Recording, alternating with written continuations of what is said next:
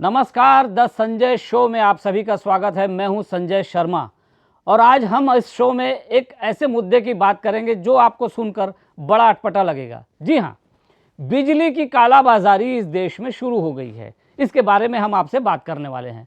दुनिया भर में अलग अलग ज़रूरी चीज़ों की कालाबाजारी की खबरें तो आप लगातार सुनते रहते हैं, पर क्या कोई बिजली को ब्लैक करने के बारे में सोच सकता है?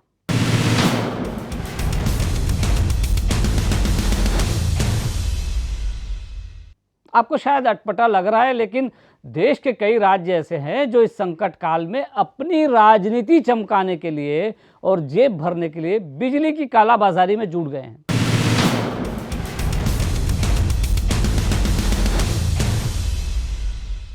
ये राज्य अपनी ही जनता के हिस्से की बिजली में कटौती कर रहे हैं और एक्सचेंज में ऊंची कीमत पर बेच रहे हैं।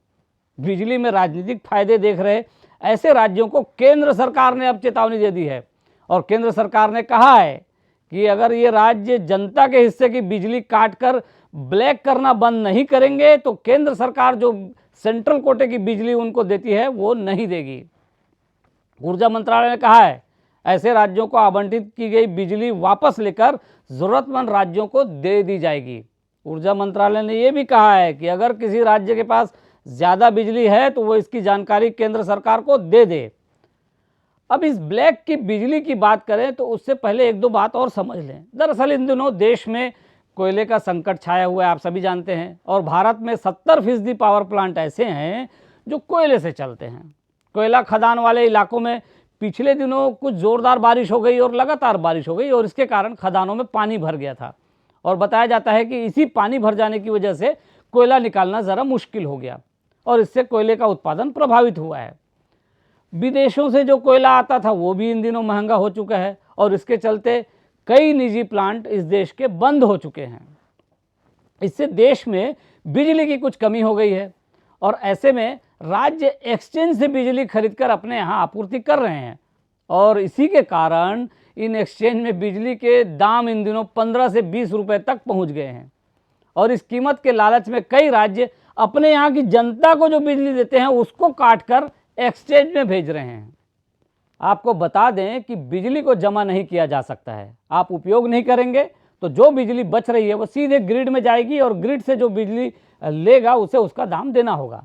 ब्लैक की बिजली कुछ राजनीतिक दलों की सरकारों को सूट करती होगी क्योंकि उनके यहाँ कटौती होगी तो जनता को वे देश में बिजली की कमी की बात बताकर बेवकूफ़ बना सकते हैं और इस कमी का ठिकरा केंद्र सरकार पर भी फोड़ सकते हैं।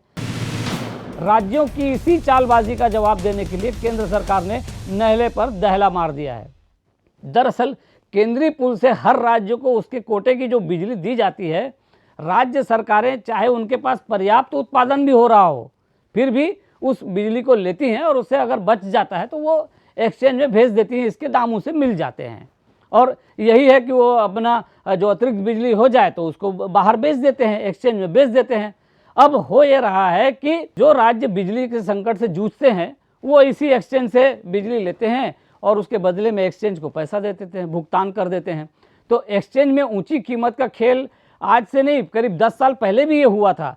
जब बहुत सारे राज्यों में चुनाव था, लोकसभा का भी चुनाव था, उस समय राज्यों ने बिजली कटौती से बचने के लिए 15-15 रुपये यूनिट में बिजली खरीदी थी और इसको जनता को दिया था बिजली। लेकिन इससे क्या हुआ? इससे ये हुआ कि पावर कंपनियां घाटे में आ गई और ठीक है, बिजली बेचने वालों ने बहुत कमाया और इसी कीमत को देखकर देश भर में धड़ाधड़ नए बिजली के प्लांट भी लग गए। हालांकि पिछले कई सालों से बिजली की कीमतें बहुत कम हैं, अब फिर कीमतें बढ़ रही हैं तो निजी कंपनियां भले ही बंद हो गई हों पर राज्य सरकारें बिजली की इस लूट में शामिल हो रही हैं। केंद्र ने ऐसे राज्यों को चेतावनी देकर उनका गणित बिगाड़ दिया है, पर इससे बिजली संकट कम होगा ऐसा नहीं लगता। केंद्र की इस चेतावनी का सिर्फ इतना ही असर होगा कि राज्य अब ब्लैक में बिजली बेचने के लिए कटौती नहीं करेंगे, यानी उनकी जनता को बिजली मिलेगी और बाकी राज्यों को बिजली मिले ये गारंटी इसमें नहीं है। तो आज की चर्चा में फिलहाल इतना ही। आगे फिर किसी मुद्दे को लेकर आएंगे, तब चर्चा होगी। तब तक के लिए अनुमति दें। नमस्कार।